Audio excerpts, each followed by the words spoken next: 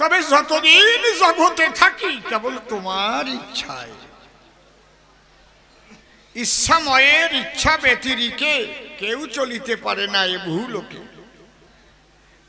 তোমার ইচ্ছায় জীব সকল আসে আর যায়। তুমি প্রভু কৃপা করে বসো আমার হৃদ মন্দিরে।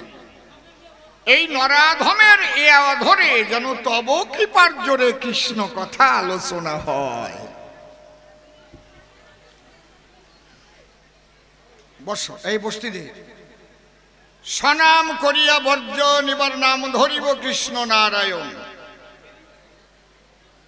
যেভাবে আয়োজন হয়েছে কবি গানে, সেই ভাব রক্ষা করার তরে আজি আমি সেই কৃষ্ণ নামটি ধরে দাঁড়ালাম সভ্য সভাস্থানে। তাহলে প্রণামিয়া কৃষ্ণের পায় গেলাম কৃষ্ণের ভূমিকায় কবি গান গাহিবার আশায়। বিপক্ষে আমার নারদ মুনি রয়, আমি প্রণাম করি তারও রাতুল চরণে। নারদ আমার কথা নিও, তুমি তো আমার পরাণ প্রিয়, ভক্তের মধ্যে তুমি প্রিয়, ভয় পেয়েও প্রিয় অনেক সময় অনেকে কয়। কারণ তুমি যা যা করতে পারো, ধরো আমার কথা ধরো, তা করার সাধ্য ভগবানেরও নাই। কি বলবো আপনাদের কাছে, নারদ ভগবানকে যে কি কি তৈরি করেছে। ও যদি ইচ্ছা করে ভগবানকে হরিণ বানায় ছাড়তে পারে। মাইরি চোখ শুয়ে কই। একদিনের একটা কথা বসে শোনেন বিজ্ঞ শ্রোতা, এ কথা না বললেই নয়। নারদ বিনাখানা হাতে করে একটু জঙ্গলে জঙ্গলে গড়ে এ ফল ও ফল কুড়িয়ে কুড়িয়ে খায়। নারদ ফলের রস খুব ভালোবাসে, এই জন্য মাঝে মাঝে যায় বনবাসে। কি করলে?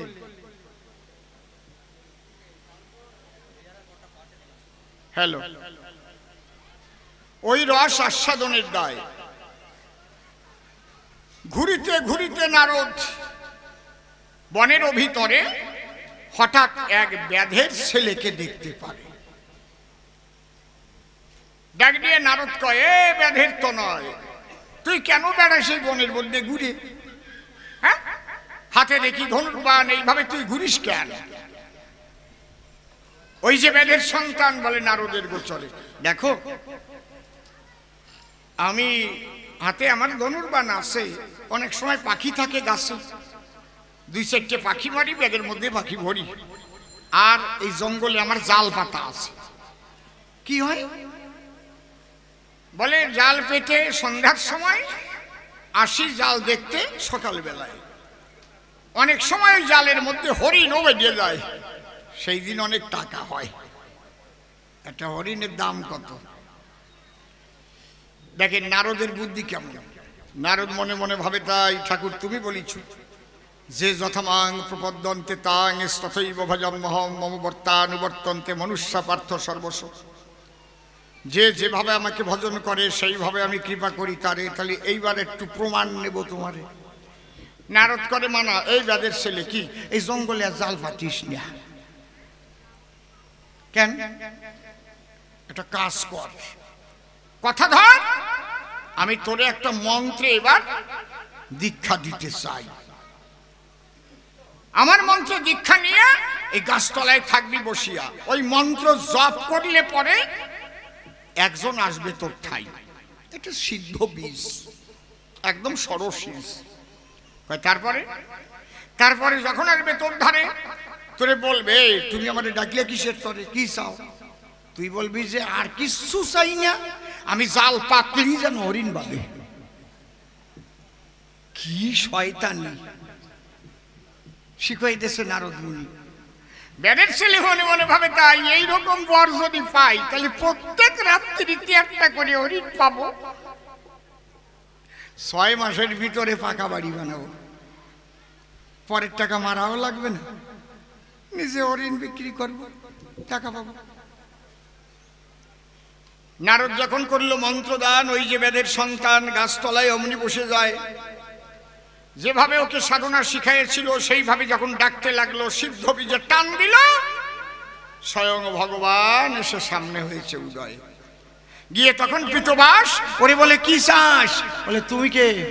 কই তুই ডাকিস যারে সে, বুঝিস না কে? বলে কি চাস বল, তুই তো সাধনা করিস বৃক্ষতল। ভাই আমি আর কিছু চাই না, শোনো তুমি কালা চাঁদে, আমি নিবেদন করি তোমার চরণ তলে, আমি জাল পাতিলে যেন প্রতি রাত্রি একটা করে হরিণ। বলে এইটুকুই খুশি? বলে হ্যাঁ। তথাস্তু বলে এবার আমি আসি, যা জাল পাতলি হরিণ বাঁধবে। যেই ভগবান চলে গেছে, নারদ অমনি বিনাই টুং দিয়ে হাজির হয়েছে। ও তো দূরে যায় নাই, গাছের আবডালে দাঁড়াই দেখতেছি। এই বর পাইছিস? বলে হ্যাঁ, জাল পাতলি হরিণ বাঁধবে। কয় করি মানা, তাহলে এই জঙ্গলে জাল পাতিস না, জঙ্গলে মোটে বাঁধবি না। তোর বাড়ির ধারে কোনো বল খেলার মাঠ আছে না? আমার বাড়ি তো জঙ্গলের থেকে 80 কিলোমিটার দূর। কথা ধর, এ তো ভগবানের বর, জাল পাতবি ওই বল খেলা মাঠের ভিতর। ওই জায়গায় যদি হরিণ বাঁধে তাহলে বসবো খাঁটি বর দেশে কালা চাঁদে, আর তাই নাহলে বসবো যে তোরে ব্ল্যাকমেল করে চলে গেছে। কয় তো ভালো কথা তো। জাল টাল গোছাইয়ে বাড়ি নিয়ে, বাড়ির পাশে একটা মাঠ ছিল, ওই জায়গায় গিয়ে সন্ধ্যার পরে জাল পাঠিয়ে রাখছে। ওই জায়গা হরিণ যায়। ভগবান পড়িছে কি সমস্যায়, এখন যদি জাল না বাঁধে তাহলে চিটিংবাজ হয় কালা চাঁদে। কি বলবো আপনাদের ঠাই, ভগবান ওই হরিণ বাঁধাবার তরে জঙ্গলে নিয়ে লাঠি নিয়ে ওই ঘরে, আর হরিণ তাড়াইয়ে নিয়ে একটা ওই জালের মধ্যে বড়ে। ওই 80 কিলোমিটার তাড়াই আনছে রাত্রি। হাসতেছেন হাসতেছেন, ভগবান ঠিক পাচ্ছে। নারদ সকালে বেলা উঠে দেখতে পায় জালের মধ্যে সত্যি একটা হরিণী দেখা যায়। ওই ব্যাধের ছেলে গিয়ে অমনি সম্মুখে দাঁড়ালো, বা হরিণ বেঁধে গেছে যখন দেখিবারে পেল। নারদ বলে দেখ কেমন মন্ত্র করিয়াছি দান, তোরে বরে দিয়ে গেছে স্বয়ং ভগবান। যেখানে তুই জাল পাতিবি সেখানে হরিণ বাঁধিবে, তাহলে জাল টানাটানি করে আর কি বা কার্য হবে। এবারে জাল নিয়ে তোর বাড়ির ওই উঠানে, এইবার আর মাঠে না, বাড়ির উঠানে জাল পেতে দে রে হরিণ এবার বাঁধিবে নে। অমনি ব্যাধের ছেলে জাল নিয়ে বাড়ি গেল, ওর ছোট্ট একটা উঠানেতে জাল পেতে রাখিল। ভগবান পড়িয়াছে কেমন সমস্যায়, জঙ্গল হতে তাড়াইয়ে হরিণ একটা নেয়। ওই ব্যাধের ছেলের জালে তখন হরিণ বেঁধে গেল। সকালে বেলা উঠে ব্যাধের আনন্দ হইল। দেখে নড়তেছে বাবা। ভোরবেলা নারদ গিয়ে তখন দর্শন, বলে ব্যাধের ছেলে এবার তুই আমার কথা শোন, উঠানে জাল পাতিয়ে দেখ তোর হরিণ তাতে বাঁধে, চমৎকার বর দিয়েছে শ্যামকালা চাঁদে। তাহলে জাল টানাটানি করে কি কাজ, আমার কথা লবি। ঘরের মধ্যে চকির তলায় জাল পেটে থুবি, যা চকির তলায় জাল পেটে স্বামী স্ত্রী ভিতর দিয়ে ভালো করে তালা দিয়ে ঘুমাবি। আজকে কেমন দেখতেছে, পালায় পড়িছে। কালীপদ দাসে কয় যাবাবিছ তাহা নয়, চকির তলায় জাল পাতিয়া ঘরে দিল তালা। এবার বিপাকে পড়িয়া গেল কৃষ্ণ নন্দলালা। বনের হরিণ তাড়ালে যদি দরজা বন্ধ রয়, কেমন করে ওই হরিণ ঘরের মাঝে যায়।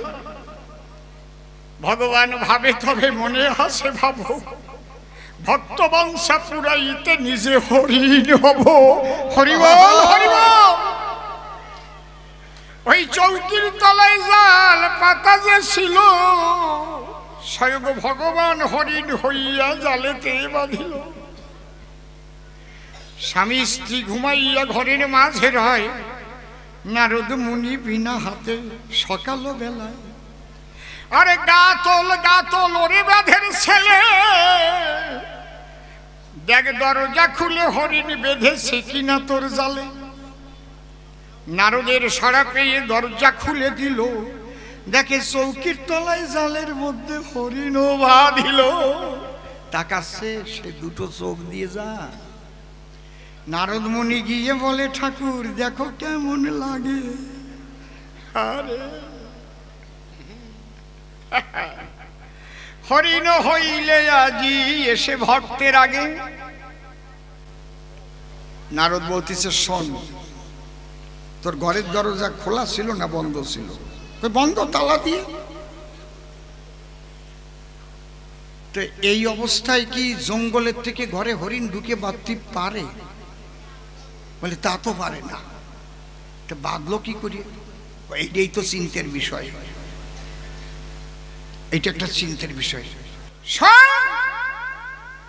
বনের হরিণ নয় রে বোকা, মনের হরিণ যিনি, বিশ্বপিতা হরিণ রূপে দেখা দিলেন তিনি। ওরে তুলসী পাতায় পুষ্প এবারে নে, নয়ন জলে মিশাইয়ে দে হরিণের চরণে।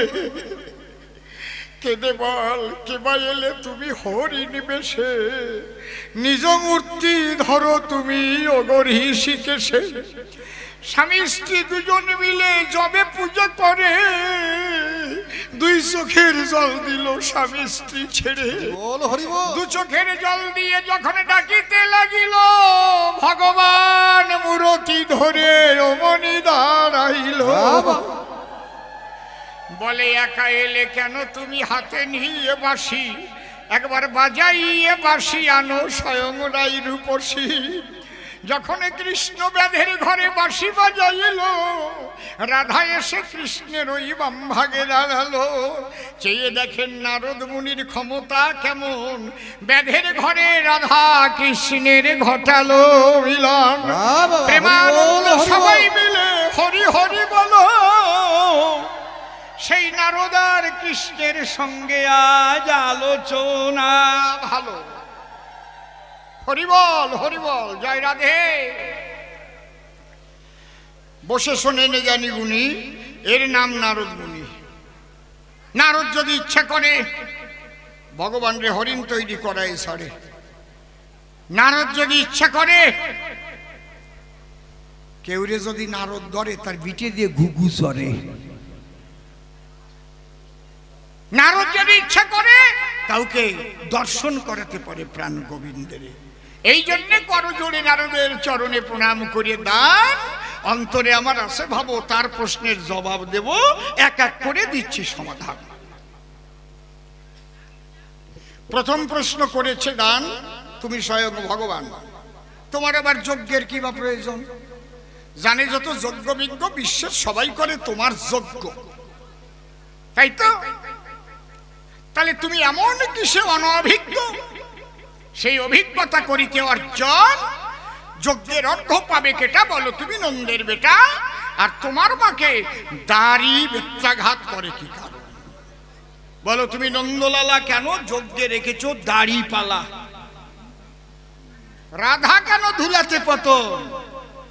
এই যজ্ঞের অর্ঘ পাবে কে তাও বলো আমাকে। আর এই যজ্ঞের কিবা নামকরণ, মানে একটার মধ্যে যে কতগুলো করিছে। আর একটা আমার মনে পড়ে গেছে, এটা আমি না কইয়ে জবাব দেব না, আসিয়ে গেছে তাই, নাহলে পেটের মধ্যে থাকলে খালি বুডুর বুডুর করবে না। না মাইরি সত্যি ঠিক ঠিক কিনা? গর্ভ যন্ত্রণা নিয়ে বাড়ি যাব না, প্রসব করিয়েই যাই। হ্যাঁ মাইরি একজন জন্ম অন্ধ, জন্মের থেকে অন্ধ জন্মেছে, দুই চোখ বন্ধ। রতন তো চোখ নিয়ে জন্মেছিল, পরে অন্ধ হয়েছে। আমাকে রতন ও এখন ভালো আছে মোটামুটি। ও আমারে ফোন করেছিল, বাবা আমি যাব নাকি? বলে আসবি কি করিয়ে, উঠতে পারবি? আসলে কেউ ধরিয়ে টুরিয়ে তুলে দিলি পারি, আর একটু ভালো হয়ে নে।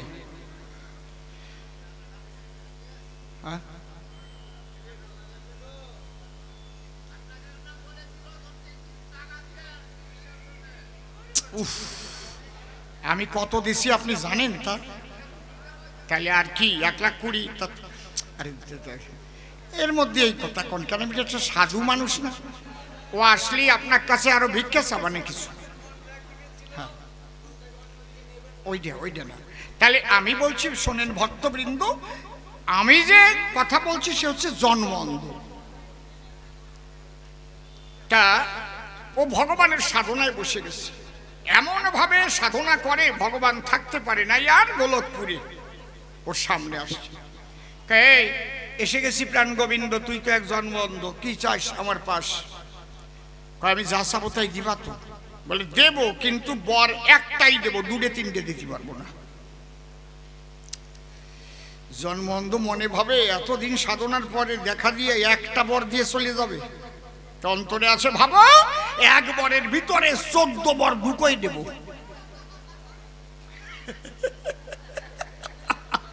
ও ঠিক পাইছে, যখন একটার বেশি দেবে না, তাহলে একটার ভিতরে বর ঢুকাবো 3-4 খানা। ভগবান ঠিক পাবে না, কি কায়দা? বলে বড় কি বর চাও? বলে শোনো ঠাকুর, আমার পূর্ণ বাক্য একটু করবা লক্ষ্য, পূর্ণ বাক্য না হওয়া পর্যন্ত তোমারে করি মানা।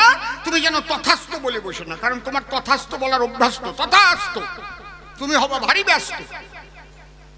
পূর্ণ বাক্য। আমি গোসাইয়ের বাড়িতে গিয়া, পূর্ণ বাক্য হলো না, আমি গোসাইয়ের বাড়িতে গিয়া দধি সহযোগে কি শরবত পান করিলাম, এটা হচ্ছে পূর্ণ বাক্য। কাইসা একটাই চাবো, কাই ঠাকুর একটাই চাবো, আমি যেন আমার 2 চোখে দেখতে পারি যে আমার পুত্রবধূ আমাকে সোনার থালায় ভাত দিচ্ছে, আমি তাই খাচ্ছি। ভগবান কয় তথাস্থ। ভগবান তো ঠিক পাই নাই। কয় ঠাকুর, বলি তোমার কাছাকাছি হিসেব করো, একবারে কয় বর বলিয়ে দিছি? কেন একটাই তো বলেছিস? বলি একটা। আমি যেন নিজের চোখে দেখতে পারি আমার পুত্রবধূ স্বর্ণ থালায় আমাকে সেবা দিয়েছে আর আমি সেবা করছি। তাহলে প্রথমবারে আমার 2 চোখ ভালো হবে, নয়তো দেখবো কি করে? আমি তো বলতে পারতাম ঠাকুর আমার 2 চোখ ভালো করে দাও। তারপরে আমি অন্ধ মানুষ ভিক্ষা করে খাই, আমার টাকা পয়সা নাই। সোনার থালায় যদি ছেলের বউ বাদ দিতে হয়, এখনো বিয়েই করি নেই। বিয়ে করব, করার সাথে সাথে ছেলে হবে, ছেলে টাটকার করে বড় হয়ে যাবে, টাইম নেবে না। কি মেয়ে হলি হবে না? অনেকে যায় ঠাকুর আমার যেন একটা ছেলে হয়, ঠাকুর আমার ব্যবসার দ্বারাই যেন বাড়ি ঘর হয়। ওই 100তে আমার সোনার থালায় ভাত কাটে গেলি কত বড় লোক হতে হবে। ভারতবর্ষে একজনও আছে সোনার থালায় ভাত খায়?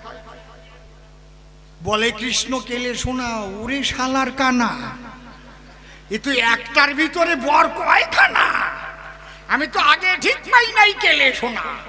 ও মা ঠাকুর বসো, আমারে খেপাই নিয়ে না, আমি কিন্তু মরিয়ে যাই নাই একেবারে, বুঝো না? আপনাদের আছে জানা, বান্দর বুড়ো হয়ে গেলেও গাছে ওঠা স্বভাব যায় না, বোঝেন নাকি? তাহলে তার চোখ ভালো হবে, তার বিরাট সম্পত্তি হবে, বিয়ে হবে, সঙ্গে সঙ্গে ছেলেও হবে, ছেলে আবার বিয়ে দেবে, সেই পুত্রবধূ সোনার থালায় ভাত দেবে, তাই খাবে। কতগুলো বর! আমি একবার হাত দেখাতে গেছিলাম কলকাতা অ্যাস্ট্রোলজারকে, শুনলাম একটা প্রশ্ন করলে 100 করে টাকা দিতে হয়। তুমি যদি বলো দেখেন আমার রবির অবস্থাটা কেমন, আমার বৃহস্পতি কেমন, 100 টাকা রেখে রেখে হাত দেখে বলবে। আমি দেখলাম এ তো টাকার গাদা নেবেনি, দাঁড়াও। আমি হাতখান দিয়ে বললাম দেখুন তো বর্তমান আমার গ্রহের দশা কি আছে। শনি, রাহু, কেতু, বৃহস্পতি, রবি, মঙ্গল, বুধ সব কয়টাই তোর মধ্যে আছে। উনি তাকায় পড়েছে, বলে আপনি কি করেন? আমি বললাম কেন? এইরকম প্রশ্ন আজ পর্যন্ত কেউ করে নাই, আপনি তো 100 টাকায় কাম ছাড়িয়ে চলে যাবেন।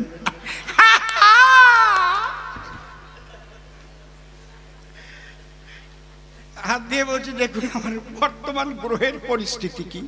এইবার গণ তুমি বসে বসে, বৃহস্পতি গণ, রবি গণ, শুক্র গণ, রাহু গণ, কেতু গণ, মঙ্গল গণ, কি সব কয়টা গুনে গুনে করতে যাবে, টাকা 100-র বেশি আর পাবা না। একটাই তো প্রশ্ন করেছি, আমিও সেই কানার চাইতে একেবারে কমা না। ও গোসাই, কি বলবো আপনাদের কাছে। আর আমার নারদীয় সেই অন্ধের মতো আজকে প্রশ্ন দিছে, এক একটার ভিতরে 3-4টে করে বলেছে। আমিও মনে আছে ভাবো একটার মধ্যে 3-4টের জবাব একসাথে সেরিয়ে দেব। নারদ, আমি যদিও জগতের শ্রেষ্ঠ হই, আরাধ্য হই, মনের কথা খুলে কই, কেন করি এই যজ্ঞের আয়োজন? আমি স্বয়ং বাঁকা শ্যাম, 3 যুগে আমি ভগবান ছিলাম, কিন্তু আমার অন্তরে জেগেছে একটা অভিনব আকিঞ্চন, মানে আশা। কি আশা মনে আমার আছে ভাবো? কলিতে আমি ভক্ত ভাব গ্রহণ করব,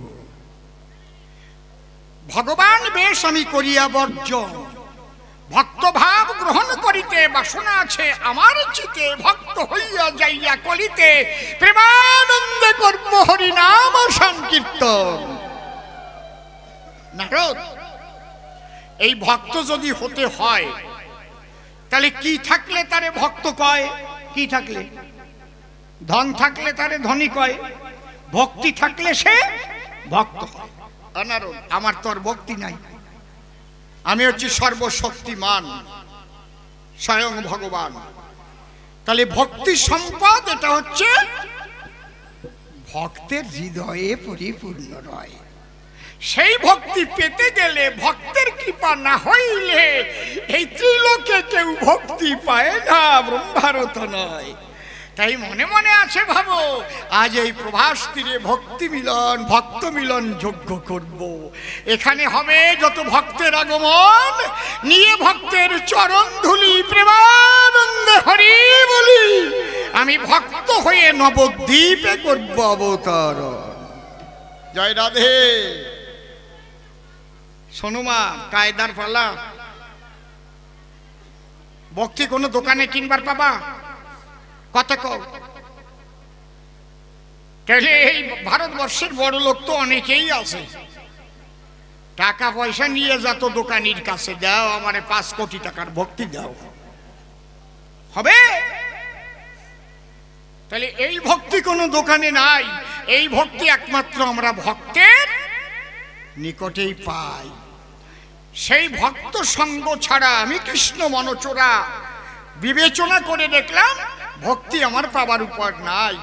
তাই অন্তরে আমার আছে ভাবো, এই ভক্ত মিলন যজ্ঞ থেকে আমি ভক্তি ধন লাভ করিব, কৃষ্ণ রূপ ত্যাগিব, গৌর রূপ ধরিয়া নবদ্বীপে যাব, সেই প্রেম ভক্তি হরিনাম করব বিতরণ।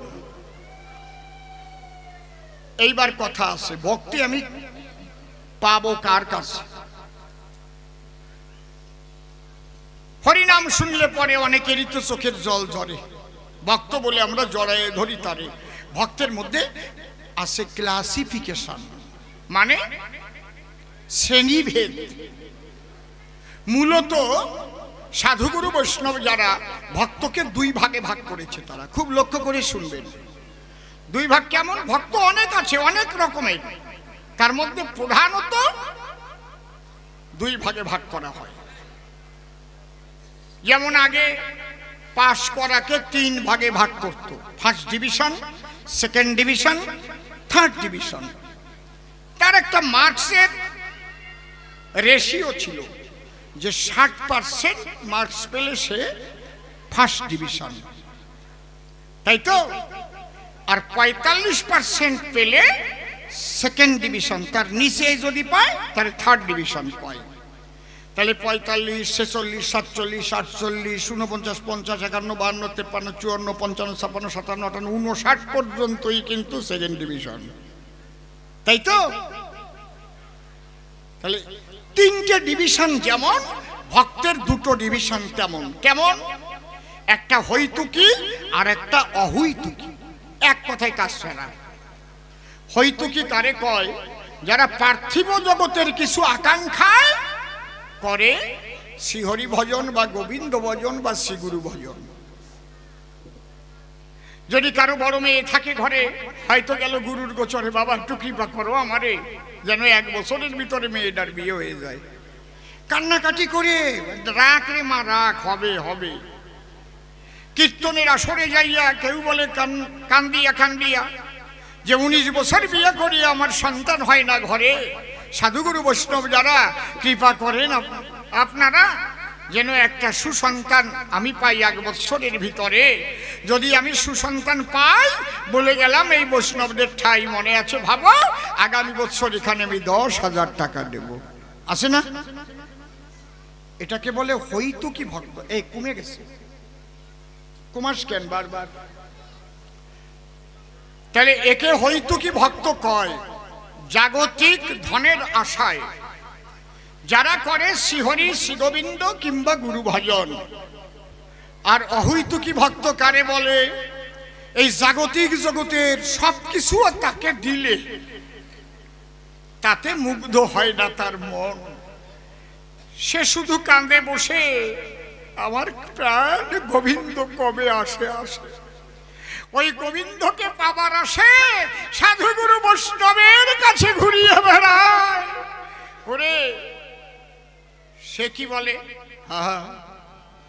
তোমরা বলে দাও হে, দাও হে ওরে কৃষ্ণ ভক্ত গো,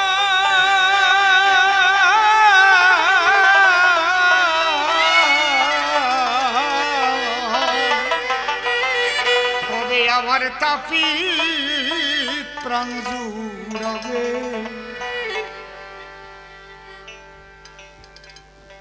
তোমরা বলে দাও হে কৃষ্ণ ভক্ত,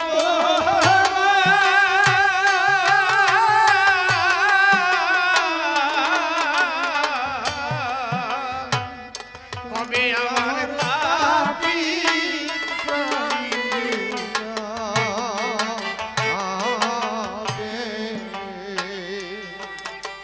ওরে আমি পথহারা,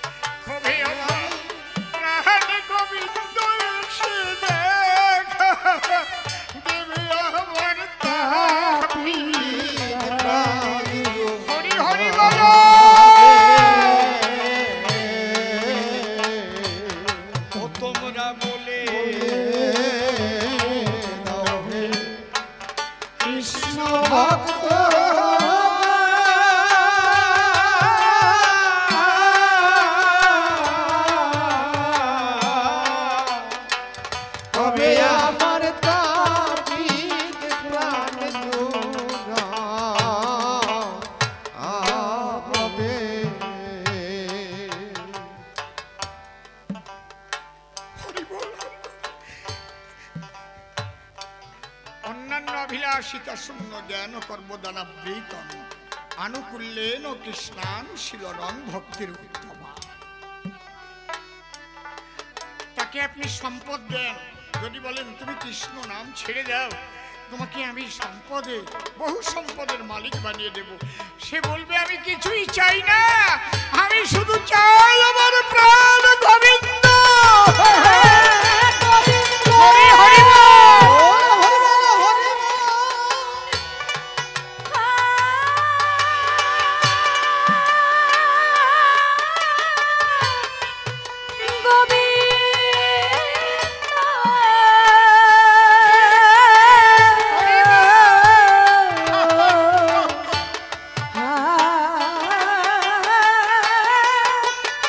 গোবিন্দ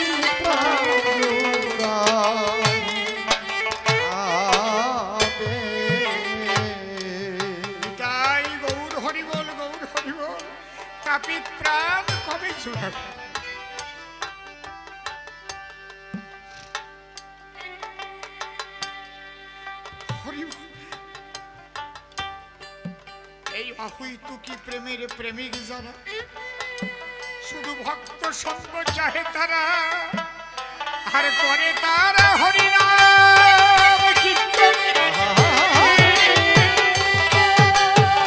তারা ধুলাই দিয়ে দৌড়াদৌড়ি, উড়াইয়ে লয় পায়ের কড়ি, আর খোঁজে তারা ভক্ত বৃন্দাবন।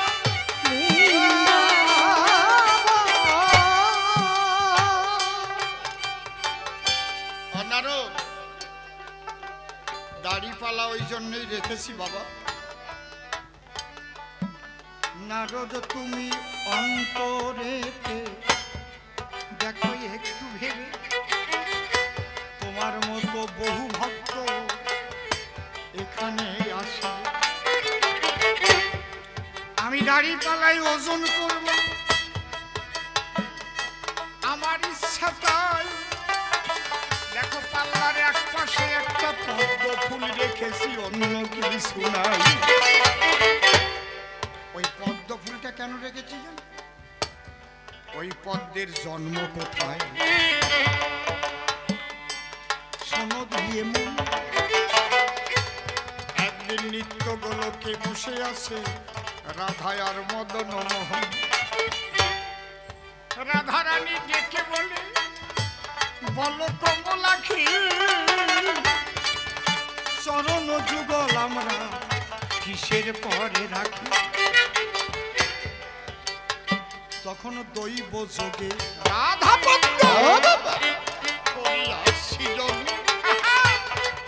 তার উপরে রাখা হলো রাধার ওই কোমল চরণ।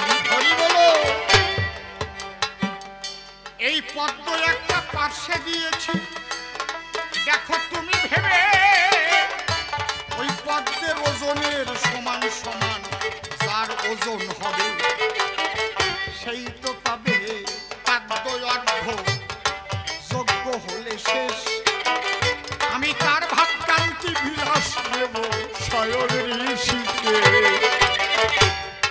সে আর কেহ নয় নে নারদ, এবার যাও শুনি, ওই পদ্মের সমান ওজন হবে ওই আমার রাধা রানী। তুমি বলছো রাধা কেন ধুলায় গড়ায়, কেন বসার নাই আসন? এইটা শোনো তুমি, জবাব দেই এখন। মাধুর্য আর ঐশ্বর্য দুটো দেশ। এখানে যদি আজকে জেলার এসপি গান শুনতে আসতো, তিনি ওই চটে বসতেন না, তার জন্য আলাদা চেয়ার আগের থেকে ভাড়া করে এনে রাখতেন, কারণ ওরা ঐশ্বর্যের মানুষ। কিন্তু যদি কোনো সাধু মানুষ, সে একাধারে উচ্চ শিক্ষিত, আইপিএস, আবার গুরুকৃপা লাভ করে সাধু হয়েছে, সে কিন্তু আবার ওই চেয়ারে বসতো না, সে সেই ভক্তের বাজারে চটের মনে বসত। জয় রাধে, বুঝেছেন?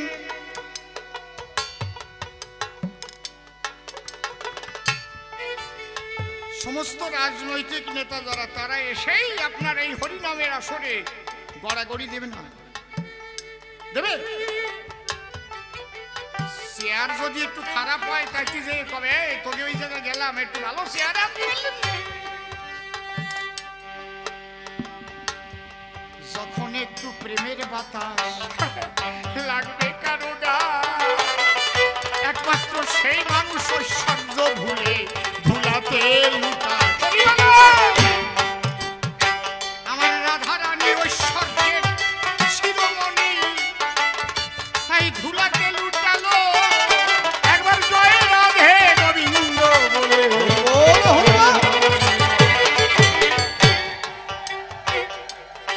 রাধা যে শ্রেষ্ঠ তার প্রমাণ,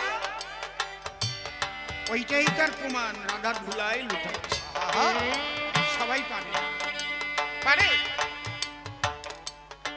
কত রকমের চিন্তা আসবে ভিতরে, ওই ধুলোবালির আয়রন করা জামা, কিন্তু রাধা প্রেমের কিঞ্চিত বাতাস লাগে যদি গায়ে, তার অহংকার মান অভিমান দূরে সরে যায়। সেই মানুষ ভেসে চোখের জলে গায়ে ধুলায় গড়াগড়ি, ভক্তের ধুলি অঙ্গে মাঠে মুখে বলে হরি। সে জানে ওই ধুলির কি মানে। এই ভাবটা দেবার জন্যই হরিচাঁদ ঠাকুর এসেছিল, অন্য আর কিছু না। সেই রাধা প্রেমের ধুলাই গড়ানো, হরিবল বলে ধুলাই গড়া, তোরা প্রেমানন্দে ধুলাই গড়া। এই প্রেমের দেশ, এই ভাব, এই প্রেম দিতে কৃষ্ণ চৈতন্য হতে আজকে প্রভাসযোগ্য আলোচনা। বুঝতে পারছেন কি বলছি? আপনি আচরি ধর্ম জীবের শিখাবে, কে কারণে এই প্রভাসযোগ্য করে শ্রীমাধবে। দেখো রুক্মিণী সে চরণে চরণ তুলে খাটে বসানো, ও ঐশ্বর্যের নায়িকা গড়াগড়ি দেবে না ধুলায়। কত স্বর্ণ অলঙ্কার তার গায়ে আছে, ঝিকিমিকি ঝিকিমিকি করে, আর ধুলা মাখা শরীর নিয়ে রাধা ধুলার পরে।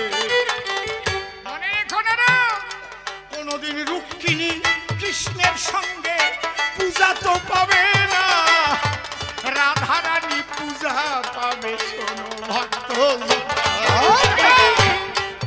আজকে হাটের পরে বসে আছে, কোনদিনও কৃষ্ণ রুক্মিণী মন্দির তৈরি হবে না পৃথিবীতে। আছে একটাও কৃষ্ণ রুক্মিণী মন্দির আছে বলো? কিন্তু রাধা কৃষ্ণ মন্দির আছে লক্ষ লক্ষ।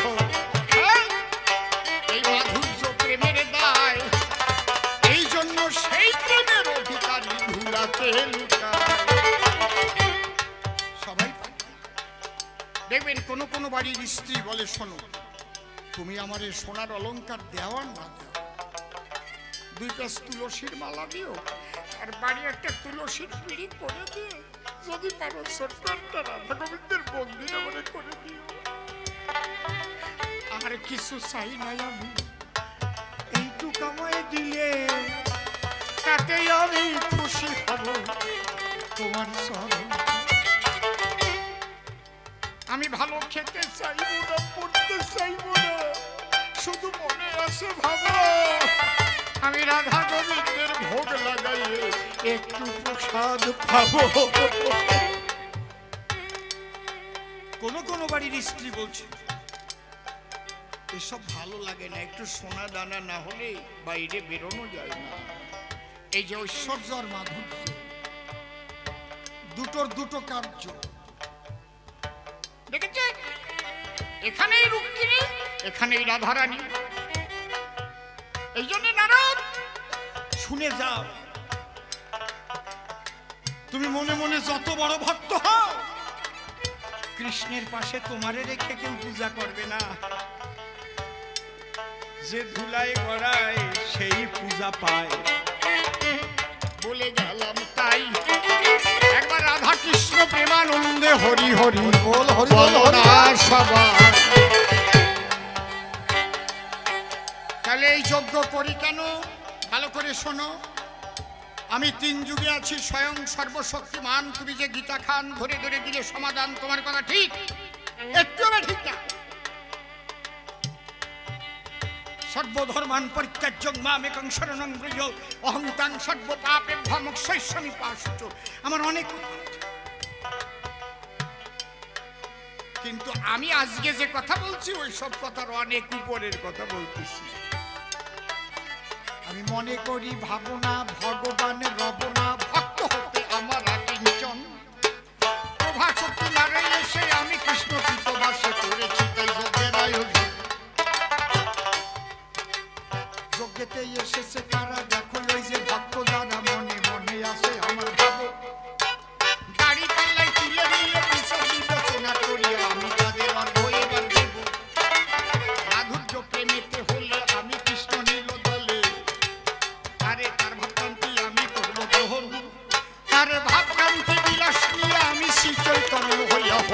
করব ভিতর। তাহলে আমি ভক্ত হব বলে প্রভাস কুলে কি যজ্ঞ করছি? এটা ভক্ত মিলন যজ্ঞ। প্রভাস নদীর কুলে হচ্ছে বলে নাম প্রভাস যজ্ঞ। দাড়ি পাল্লা রেখেছি কেন? দাড়ি পাল্লায় ওজন করে পদ্মের সমান যে হবে সেই মাধুর্য প্রেমের নায়িকা হবে, একমাত্র রাধারানী হবে। কিন্তু যদি আমি আজকে এটা পাল্লায় তুলে যাচাই না করি, তাহলে তুমি নারদ মুনি কহিবে কৃষ্ণ মোটেই ভালো নয়, মেয়ে মানুষ বেশি ভালোবাসে কৃষ্ণ রসময়। আমি নারদ জীবন ভরে তার নাম গুণাগুণ গাই, খালি বড় ভক্ত আমি বুঝি আর হইতে পারি না। এই জন্যে কি করলাম, একটা সুন্দর পরীক্ষার ব্যবস্থা করলাম যে কে পদ্মের সমান তোমরা হতে পারো, সেই আমার অর্ঘ পাবে। পরিষ্কার জবাব দিলাম, আর কেউ হতে পারবে না, হবে মাত্র রাধা রানী।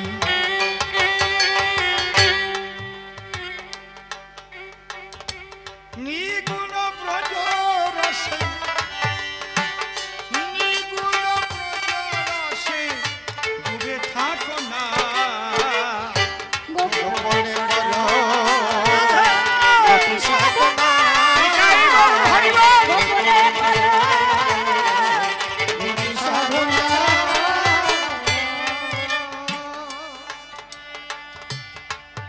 মধুর ব্রজ ধামে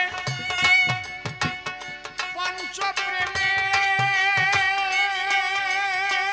পঞ্চরস, মধুর ব্রজ ধামে। ভাই ভাই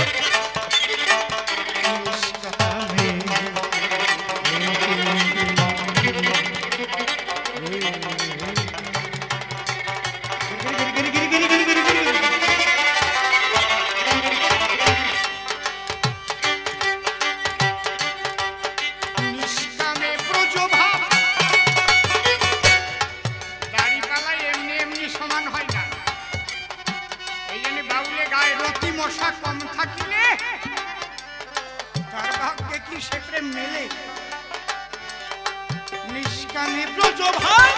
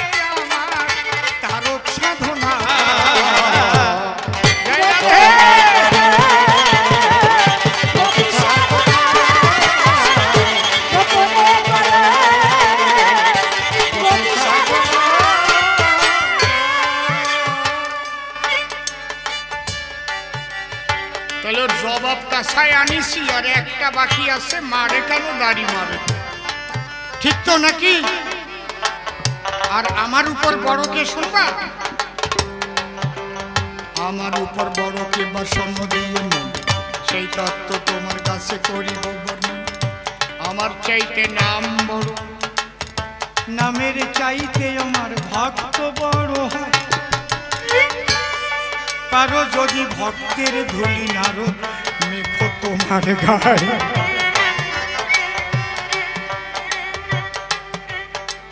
হিংসা নিন্দা মান অভিমান দূরে চলে যাবে রাধা প্রেমের মাতস তখন অন্ধতে লাগিবে আপনাকে বড় বলে বড় সেই নয় তোকে যারে বড় বলে বড় সেই হয় শোনো বড় যদি হতে চাও ছোট হও তবে বড় যদি হতে চাও ছোট হও তবে ঠিক কিনা আজকে যজ্ঞের নাম কি ভক্ত মিলন যজ্ঞ দাড়ি পাল্লা রাখলাম কেন হইতুকি আর অহৈতুকি বাছাই করে অহৈতুকি ভক্তের ভাবকান্তি বিলাস নিয়ে চৈতন্য যজ্ঞ করি কেন আমার ভগবান বেশ পরিত্যাগ করে ভক্তের ভক্তি নিয়ে ভক্ত হয়ে গিয়ে নদে পুরে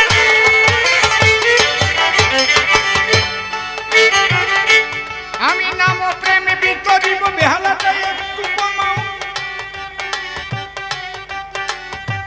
জয় রাধে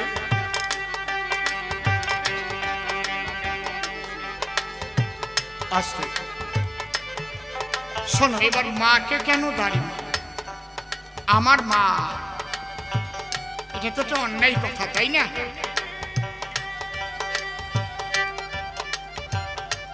এই মায়ের প্রতি শিবের অভিশাপ মনে ব্যথা পেয়ে যদি চণ্ডালিনী সাপে এড়াতে পারে না তারে বিধাতার বাপি এটা সত্য যুগের ঘটনা এবার দোতারাটা একটু মনিটরে কমিয়ে দেন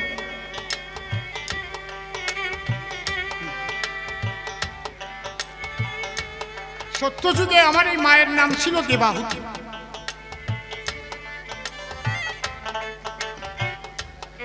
সেই কথা বলবো আমি, শোনো দিয়ে মন।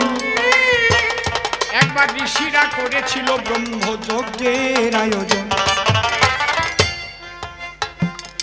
সেখানে আগের থেকে ঘোষণা ছিল, কেবল ব্রহ্মজ্ঞানী যারা ওই যজ্ঞস্থলিতে প্রবেশ করবে তারা। সেখানে একজন মায়েদের প্রয়োজন হল, কিন্তু ব্রহ্মজ্ঞানী ছাড়া হবে না। সব মুনি ঋষিরা বললো এরকম জানা আছে কেউ? উতঙ্ক মুনি বলল আছে। কে? বলছে তার নাম দেবাহুতি, কপিল মাতা দেবাহুতি। মার ছেলের ধর্ম কথায় একখানা গ্রন্থ হয়েছে, যারে কপিল সাংখ্য বলা হয়। আত্মা তত্ত্ব, ব্রহ্ম তত্ত্ব, প্রকৃতি তত্ত্ব, পরম পুরুষ তত্ত্ব। এই জন্য গীতার 2য় অধ্যায় সাংখ্যযোগ। এই গীতা সৃষ্টির বহু আগে কপিল সাংখ্য গ্রন্থ। বুঝতে পারছেন কি বলছে? সত্য যুগ, গীতা তো দাপর যুগ।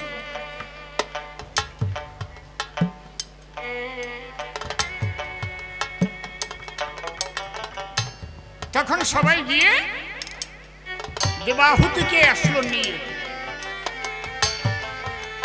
শিব ভাবলো দেখি কেমন ব্রহ্মজ্ঞানী মহিষী মহিলা, আমি একটু পরীক্ষা করব। এ তো ভাবি ভোলা না, কুকুরের মূর্তি ধরে। মাস্টারে হাত দিয়ে শোনা, তাহলে আমারটা কমে গেল কেন? ওইগুলো কমাতে বললাম, আমারটা কমলো কেন? এটা একমাত্র কমবে মাস্টারে হাত দিলে। দেখিতে দেখিতে ভোলা না, কুকুর মূর্তি ধরে শুয়ে পড়লো গিয়ে যজ্ঞ বেদীর এত ভাবে। আর ওই দেবাহুতি স্নান মার্জনা নিয়ে গো যখন পরিষ্কার করতে যায়, কুকুর দেখে অমনি তাকে সরে যেতে কয়। কিন্তু আসল কুকুর না তো, ও তো বিরূপাক্ষী ভোলানাথ। কুকুর যখন সরে না মোটে, দেবাহুতি উঠলো চটিয়ে, ঝাঁটা দিয়ে সপাং সপাং 3 বাড়ি মারলো পিঠে। অমনি কুকুর মূর্তি ছেড়ে শিব উঠে দাঁড়ায় বলছে, কিরে মা, তোর নাকি ব্রহ্মজ্ঞান হয়েছে? তাহলে কুকুরের মধ্যে যে ব্রহ্ম আছে এটা বুঝলি না?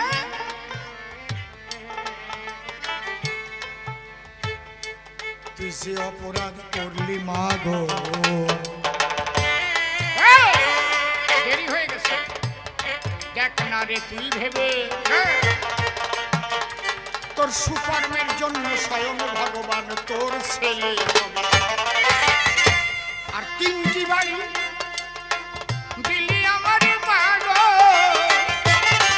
তোর ছেলে যেদিন যজ্ঞ করিবে সেদিন যজ্ঞের দাড়ি লাঠি ধরে তোরে 3 বাড়ি দেবে। আজকে ঝাঁটার বাড়ি দিলি, সেদিন ওই বাড়িতে কাটাকাটি হবে। নারদ মুনি তোমার জবাব দিলাম শ্রীমাধব, কিন্তু আমি গিয়া আমার মাকে ধরিয়া আনিয়া মাথার উপরে দিয়েছি আসন। সেই অভিশাপের জন্য 3টি বাড়ি করেছে অর্পণ। আমি পরিষ্কার জবাব দিয়ে গেলাম, এবার জবাবে রাখি নাই বাকি।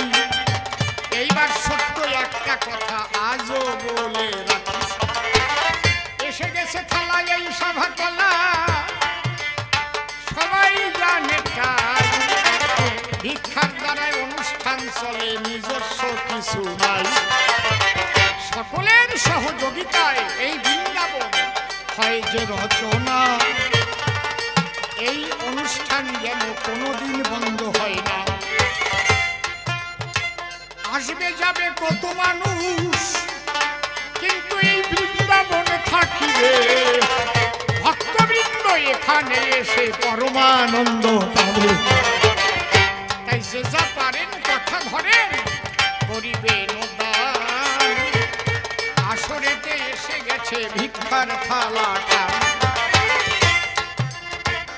তবে দোহাই ধর্মের করিবা না,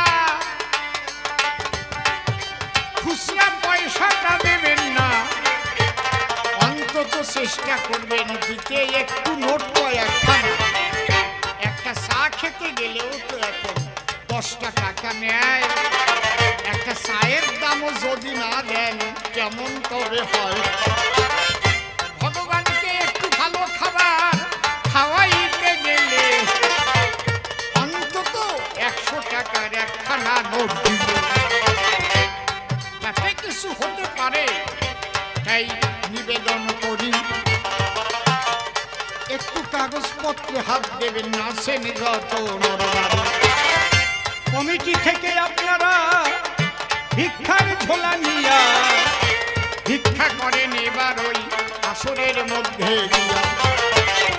আমি এখানে সামনে দাঁড়িয়ে যতটুকু পাই ততটুকু কুড়াইছি ভিক্ষা ভক্তগণের খাই। মায়েরা উলুধ্বনি, আপনারা হরিধ্বনি দেন না জোরে জোরে, কি আনন্দ হবে মধুর ব্রজপুরে। আমি সবার চরণে ক্ষমা চেয়ে করে দিচ্ছি মানা, দয়া করে এই নরাধমের পায়ে কেউ হাত দেবেন না। আমি একটু আসি আপনাদের আশীর্বাদে নেবার চাই, আপনারা পরম ভক্ত কেন হাত দেবে না আমার পায়ে।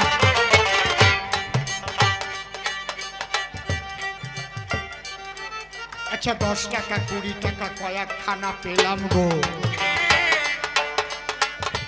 এবার বেড়েছে সোট, কারো পকেটে নাই কি একখানা 100 টাকার নোট।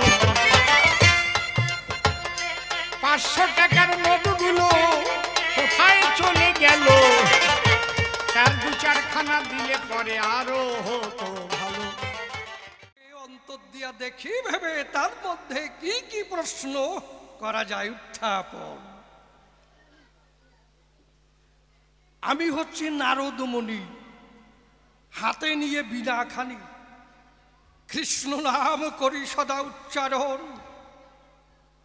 কৃষ্ণ নাম করতে করতে বসে শুনুন সৌধি সাথে প্রভাসেতে যখন আমি দিলাম দর্শন। প্রভাস তীরে যখন যাই হঠাৎ আমি দেখতে পাই ভগবান এক নবযজ্ঞের করেছে আয়োজন। ওই যজ্ঞ দেখার পরে বিস্ময় জাগলো অন্তরে, ভগবান আজ করেছে যজ্ঞের আয়োজন। এমন সময় ভগবান আসে আমার পাশে, ডাক দিয়ে বলে, নারদ নারদ তপোধন, তুমি আমার কথা নেবে, সমস্ত জায়গায় নিমন্ত্রণ দেবে, কেবল বৃন্দাবনে দেবে না নিমন্ত্রণ। আমি অন্তরে করি বিবেচনা, কি কথা মোর বলে কেলে শোনা, বৃন্দাবনে পাবে না নিমন্ত্রণ। ব্রজবাসীর ভালোবাসা আজ সব হয়েছে কি ভাষা ভাষা, এ কোন তামসা খেলছে আমার কৃষ্ণ জনার্দন। আবার অন্তরে ভাবি তাই, নিমন্ত্রণ করতে মানা করেছে কানাই, কিন্তু যেতে তো আমার নিষেধ করে নাই। অন্তরে মোর আছে ভাবো, ওই বৃন্দাবনেই আগে যাব, তাকে যে নিমন্ত্রণ নাই এই খবর শোনাবো। আমি তো বেজালে নারদে গোসাই, পরিষ্কার কথা, আমার মধ্যে কোনো বেজাল নাই নাই নাই, আর বেজাল ছাড়া কোনো দিন চলি না রে ভাই। অন্তরে করুন বিবেচনা, আমি ভেজাল ছাড়লে কি হবে, ভেজালে আমার ছাড়ে না। যখন গেলাম বৃন্দাবনে, দেখা হলো রাধিকার সনে। ডেকে বলে, রাধিকা রতন। রাধিকা বলে, আমার ঠাই, বলো কেমন আছে পরাণ কানাই, তোমার কাছে শুনতে চাই, বলো আমার সদন।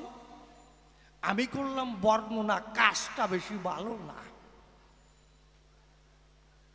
ওরে যজ্ঞ করেছে কেলে শোনা ওই প্রভাস তীরের গায়ে, কি বলবো তোমার ঠাই, সেখানে তোমাদের কোনো নিমন্ত্রণ নাই। এই খবরটা দিতে এলাম আমি নারদী গোসাই, আমার কোনো দোষ নাই। আচ্ছা, কারো বাড়ি যদি বিয়ে হয়, বলছি বউ ভাত হয়, ধরেন আপনার বাড়ি হবে। এইবার ওনারা যে বললাম যে ওনার বাড়ি আজকে বউ ভাত বিয়ে হবে, কিন্তু আপনার নিমন্ত্রণ নাই, কাজটা কেমন একটু ভাবি দেখেন। রাধা আমার কথা শুনে জল ঝরে তার নয়নে। ওখান থেকে আমি করলাম প্রত্যাবর্তন। দাঁড়িয়ে বলি সভা পরে যখন এলাম প্রভাস তীরে ফিরে, প্রথম দ্বারে যখন দিয়েছি দর্শন, প্রথম দ্বারে যখন যাই দেখতে পাই ভগবান একটা দাড়ি পাল্লা ঝোলাই রেখেছে সেটাই। দাঁড়িয়ে বলি সবার ঠাই, সেখানে কোনো বাটখারা নাই। একটা প্রস্ফুটিত পদ্ম ফুল সেখানে আমি দেখিবারে পাই। আমি ভাবলাম যারা ব্যবসা বাণিজ্য করে, কি আলু বিক্রি করে, পটল বিক্রি করে, উচ্ছে বিক্রি করে, তারা দাড়ি পাল্লা ধরে। তা ভগবান, আমার কথা নয় ফাঁকাফাঁকি, ভগবান কি নতুন ব্যবসা ট্যাবসা পাতাইছে নাকি? তাতে আবার কোনো বাটখারা নাই, আবার একটু প্রস্ফুটিত পদ্ম ফুল দেখিবারে পাই। যাক, ওই দৃশ্য দর্শন করে যখন গেলাম দ্বিতীয় দ্বারে, সেখানে দেখি তাই ওই যে রাধারানী যিনি, যারে নিমন্ত্রণ করি নাই, সে আগেই নিয়েছে ওখানে আসন। বলেন ব্যাপারটা কি? নিমন্ত্রণ যাকে দেই নাই, দাঁড়িয়ে বলি সবার ঠাই, সেই রাধারানী আগে নিয়েছে আসন। তারে বসবার জন্য একটা আসনও পর্যন্ত দেওয়া হয় নাই। আর রক্ষিণী যিনি রত্ন সিংহাসনে বসে আছে, তিনি খাটের উপরে একেবারে চরণ ধুয়ে চরণ ঝুলচ্ছে, পা ঝুলচ্ছে। আর রাধারানী ধুলাই কেন্দ্রে বুক ভাসায়। যাক, এই দৃশ্য দর্শন করে যখন গেলাম তৃতীয় দ্বারে, সেখানে আমি দেখিবারে পাই ভগবানের মাতা যিনি বসে শুনুন জ্ঞানী গুণী, সামান্য দাড়ির হাতে তিনটি বাড়ি খায়, সপাং সপাং করে তিনটি বাড়ি দেয়। ধাক্কা লাগলো আমার হিয়ায়। সবার উপর মাতা পিতা, সর্বশাস্ত্রের স্বীকার্যতা, সেই মায়ের প্রাণে ব্যথা, এ কেমন যজ্ঞের আয়োজন? দাঁড়িয়ে বলি সবার ঠাই, এমন যোগ্যতা আমি বাবার বয়সও দেখি নাই। কি যোগ্য আমি করি দর্শন। তাই অন্তরে আছে ভাবো, এইখান থেকে কিছু ব্যথার প্রশ্ন জানাবো, দেখি কি জবাব দেয় আমার কৃষ্ণ জনার্দন। ঘটনা পরিষ্কার। এইবার কি দেখেন, আমরা জানি তাই ভগবান শ্রীকৃষ্ণের উপরে কেহ নাই নাই নাই। প্রমাণ নিয়ে যান। অর্জুন যখন বিশ্বরূপ দেখতে চেয়েছে, তখন ভগবান কি বলছে? না তুমাং সক্ষসে দ্রষ্টু মননৈব সচক্ষুষা দিব্যং দদামিতে চক্ষুস্পর্শমে যোগমৈশ্বরম। হে অর্জুন, তুমি তোমার সামান্য চক্ষুর দ্বারা আমাকে দর্শন করিতে পাইবে না। আমি তোমাকে দিব্য চক্ষু প্রদান করছি, যার দ্বারাই তুমি আমার যোগৌশ্বর্য রূপ দেখো। তখন অর্জুন কি দেখছে? কিরীটিনাং গদিনাং চক্রিণাঞ্চ দৌর নিরীক্ষাং সমন্তাদ দীপ্ত নলাক দুতিম প্রমম। তুমি কিরীটি, গদা, চক্রধারী, তেজ রাশি স্বরূপ, যেদিকে তাকাই তুমি তেজে অগ্নি সূর্যের সমান, তোমাকে দেখা বা মাপা যায় না। আরও দেখিতেছি অনাদিম ধান্ত মলন্ত বীর্য মলন্ত বাহুং শিশুর্জনেত্রম পশ্যামিতাং দীপ্ত হুতস ভক্তং সতেজসা বিশ্বমিদং তমন্তম। তুমি অনন্ত বীর্যশালী, অনন্ত বাহুধারী, চন্দ্র সূর্য তোমার চক্ষুদ্দয়, তোমার মুখ দীপ্ত অগ্নির ন্যায়, তুমি নিজের তেজে জগৎকে তাপিত করিতেছ। ভগবান কি বললেন? অহমাত্মা গুড়াকেশ সর্বভূতাশয় স্থিত অহমাদিশ্য মধ্যঞ্চ ভূতানামন্তয়ে বচ। হে অর্জুন, আমি সর্বভূতের অবস্থিত আত্মা, আমি তাহাদিগের আদি মধ্য অন্ত। যে তুর সর্বাণী কর্মাণি ময়ি সংনস্য মৎপরা অনন্যৈব যোগে মান্ধান্তু পাশতে তেসাং মহন মৃত্যু সংসারাত ভবামি ন চিরৎপর্থ মজ্জাবেশিত চেত সম। যে আমার ভজনা করে আমি তাকে মৃত্যুরূপ সাগর হইতে ত্রাণ করিয়া থাকি। পরিষ্কার? দাঁড়িয়ে বলি সবার ঠাই, আমার ভগবানের উপরে কেহ নাই, নাই, নাই। গীতায় পরিশুদ্ধ জবাব পাই, তাই তো? কারণ যাগ যজ্ঞ হোমব্রত যা কিছু করে একমাত্র ভগবানের স্মরণ করে করে, তার উপলক্ষে, তাই তো? তাহলে সেই ভগবান যদি আজকে যজ্ঞ করে, এ আশ্চর্যের বিষয় নয়? কে আপনি কি করেন? তাই অন্তরে আছে ভাবো, এইখান থেকে প্রশ্ন করব, দেখি আমার ভগবান কি জবাব দেয়। ওহে কৃষ্ণ নটবরে, জানতে আমার ইচ্ছা করে তুমি এই প্রভাস তীরে কিসের তরে করেছ নবযজ্ঞের আয়োজন? এই যজ্ঞের নাম কি আমার কাছে একটু বলো দেখি, এইটা আমার জানতে আছে আকিঞ্চন। কি একটার মধ্যে দুটিয়ে ঢুকাইছি। এই যজ্ঞ তুমি করো কেন, কিসের কারণ, এই যজ্ঞের নাম কি বলো তুমি সভাতলা।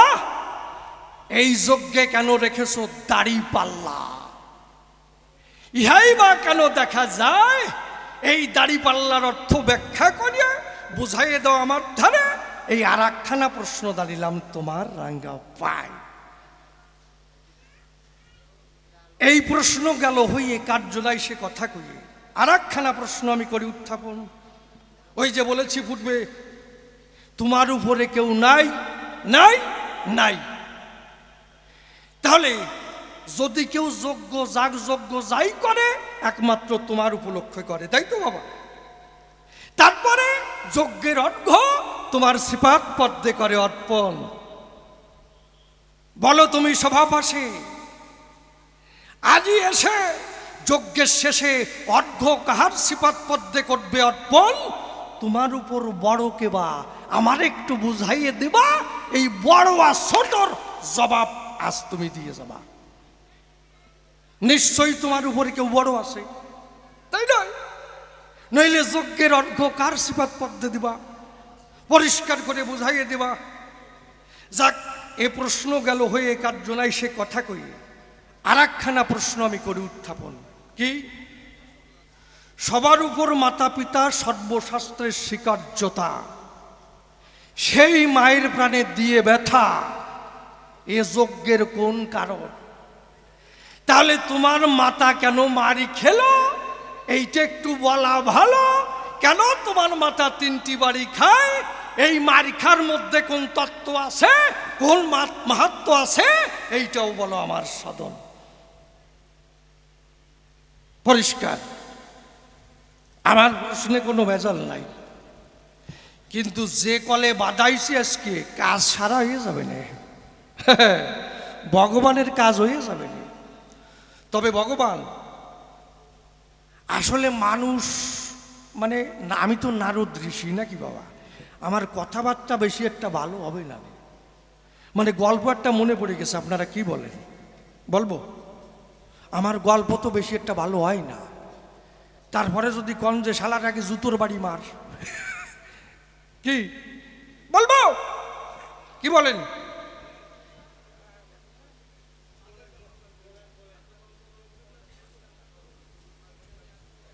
কি বলে যাই বাবা, জবাব আনবা সাইজ মতো আনবা, বে সাইজ আইনে, এটা পরিষ্কার কথা। জবাব আনবা সাইজ মতো আনবা। কেমন?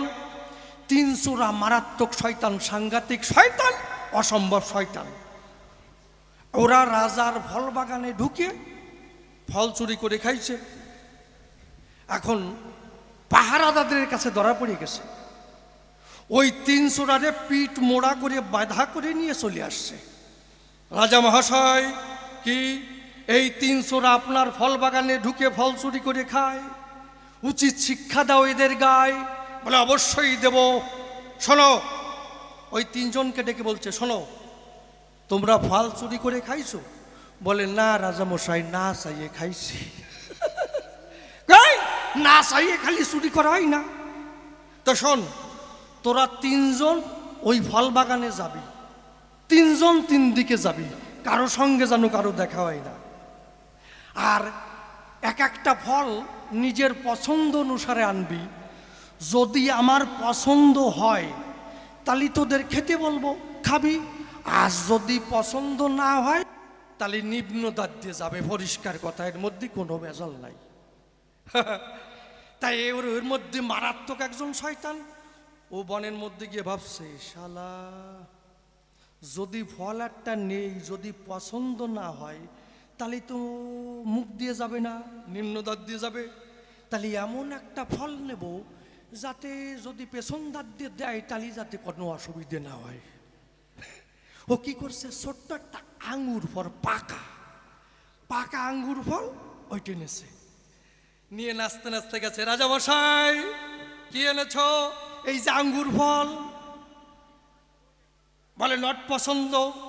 ওরে ভোট করো জায়গা মতো। ও কয়, রাজামশাই আপনাদের আর কারো কষ্ট করতে হবে না, আমারটা আমি দিয়ে দিচ্ছি নিজেই। কারণ অত জলে আঙুল ফল, ওর মধ্যে আছে একটু জল। এক টিভিতে ফুস করে একটু জল বেরোবে কি। ও আসতে ওখানে নিতে গেছে, ফুস করে টিভি লেগে সাঁতা একটু জল জড়াই গেছে, আর কিছু না। এর পরের জন কি করেছে, এই সাইজের ডাসা পেয়ারা নিয়ে আসছে। রাজামশাই আর 32 দাঁত বের করে দিয়ে দাঁত ফক ফক করতে করতে আইছে। রাজামশাই এই যে ডাসা। রাজামশাই বলে নট পছন্দ, ওকে ভোট করো জায়গা মতো দাও। এখন ওই ডাসা পেয়ারা ধরিয়ে যখন দিচ্ছে ঠাসা, তখন চিৎকার করছে, ওরে বাবা রে, ওরে বাবা মরে গেল রে। আবার একবার চিৎকার করে কেঁদে উঠছে, আবার হেসে পড়েছে। রাজামশাই বলছে, এই একবার হাসলি আর একবার কাঁদলি কেন? কয়, রাজামশাই মানে কানলাম কেন জানেন? এই সাইজের ডাসা যখন ধরে দিচ্ছেন ঠাসা, তখন বেদনায় ব্যথায় রক্ত ধরছে, আমি ক্রন্দন করছি, কান্না করছি, ওরে বাবা রে বারে। হাসলি কেন? কই, রাজামশাই হাসলাম কেন, আমি তো এই সাইজের ডাসা পেয়ারা আনছি, কোনো মতে ঠাসিয়ে ঠুসিয়ে যাবে নে। এরপরে জলই দেখেন ওই যে এই সাইজের কাঁঠাল দিয়ে আসতেছে, কাঁঠাল। ওর কি গতি হবে রে কপাল। তা বাবা কৃষ্ণধন, জবাব আনবা, সাইজ মতো আনবা, আমার ভিতরে যেন যায়, গল্প খারাপ ভাববেন না। আমার ভিতরে যেন ঢোকে এমন জবাব দিও। অনেকে ভাবছে কি খারাপ গল্প কইছি রে, যার জেনে চুল কই তার থেকে নেই হাত কি। হরিবল হরিবল। যাক, তবে আর বেশি বলে কার্য নাই সবার স্থলে। এইবার করি একখানা গানের আয়োজন। আছেন যত বিজ্ঞ শ্রোতা, পালন করে নীরবতা, আমার গানের দিকে রাখেন দিয়া বল।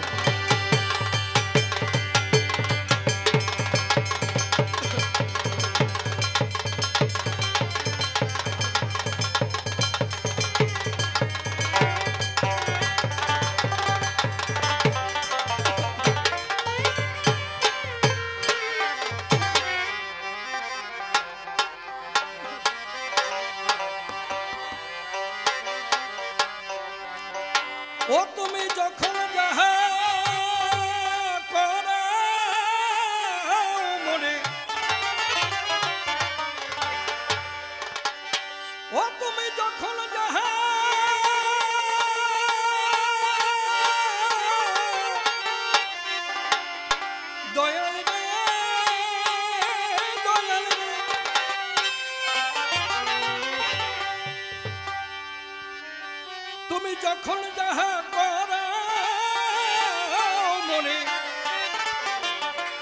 ও প্রভু তখন আমি তাই করি।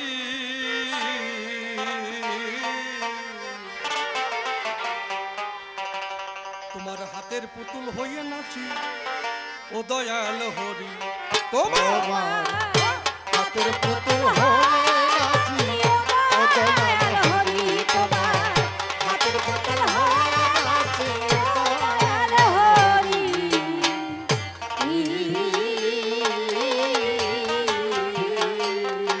তুমি যখন যাহা করাও মনে, যখন যাহা করাও মনে, যখন যাহা করাও মনে, তখন আমি তাই করি।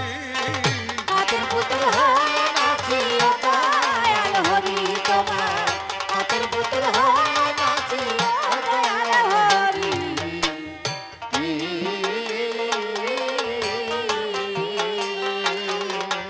আমায় সৃষ্টি করার আগে জীবন ভরি যাহা লাগে সব করেছ ভাগে ভাগে, তুমি তৈয়ারি। দয়াল তুমি দয়ালি,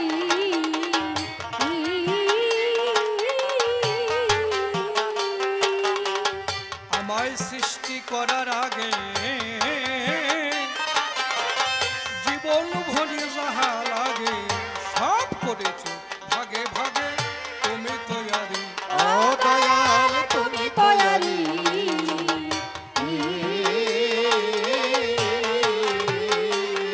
আমার তোমার তুমি চলে গেলে, তোমার তুমি চলে গেলে, ও দয়াল রে,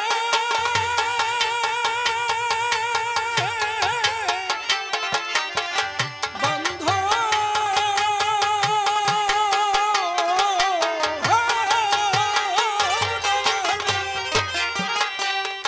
আমার তোমার তুমি চলে গেলে, তোমার তুমি চলে গেলে, তোমার তুমি চলে গেলে, তখন আমি যাই মরি।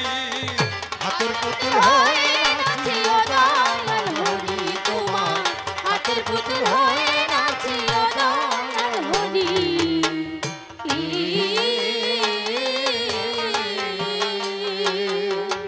তোমার মতো বান্ধব কেবা দিবানিশি করো সেবা, সুখ দুঃখ সব তুমি দিবা এ জীবন ভরি। ও দয়ালে জীবন ভরি।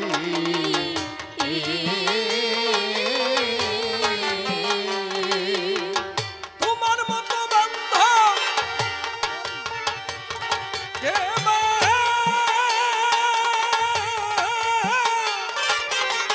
দিবানিশি করো সেবা,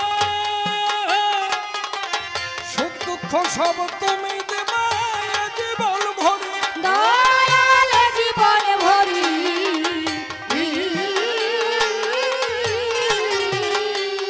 মিছে মোহমায় বন্দী হয়ে, মোহমায় বন্দী মিছে হয়ে, মোহমায় বন্দী হয়ে আমি তেরব লাই করি।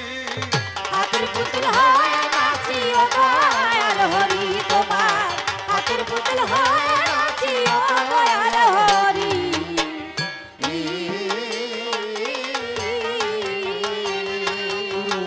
অসীম বলে জগৎ মাঝে তোমার সাজাই সবাই সাজে, তুমি থাকে সকল কাজে মূল সূত্র ধরি। দয়াল মূল সূত্র ধরি।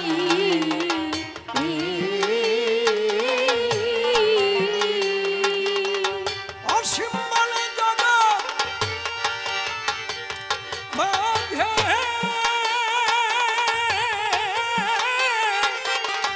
তোমার সাজাই সবাই সাজে, তুমি থাকো সকল কাজে মূল সূত্র ধরি। দয়াল মূল সূত্র ধরি।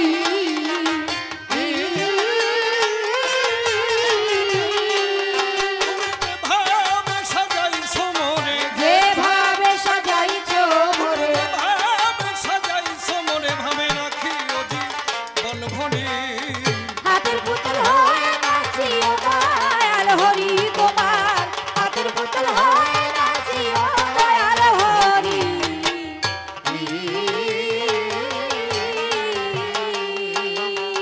কল্পনাতে নারদ আমি সবারই সদন, বিপক্ষেতে আছে আমার কৃষ্ণ জনার্দন।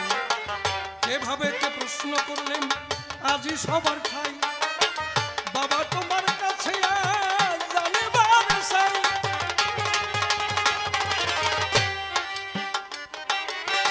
তুমি কেন করেছো আজি যজ্ঞের আয়োজন? প্রথম প্রশ্ন করিলাম আজি তোমারই সদন। এই যজ্ঞের নাম কি আলোচনা করে বুঝাইয়ে দিয়ে যাবে সবারই ভিতরে। দাড়ি পাল্লাই বা কেন দেখতে পাই, সেখানে দেখি আমার বাটখারা নাই।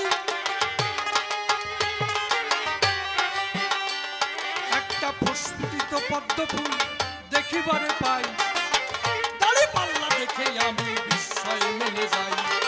এই চোখে দাড়ি পাল্লার কি বা প্রয়োজন, ভালো করে জবাব দেবে আজি সবারই সদন। তোমার উপর বড় কেবা আলোচনা করে বুঝাইয়ে দিয়ে যাবে সবারই ভিতরে।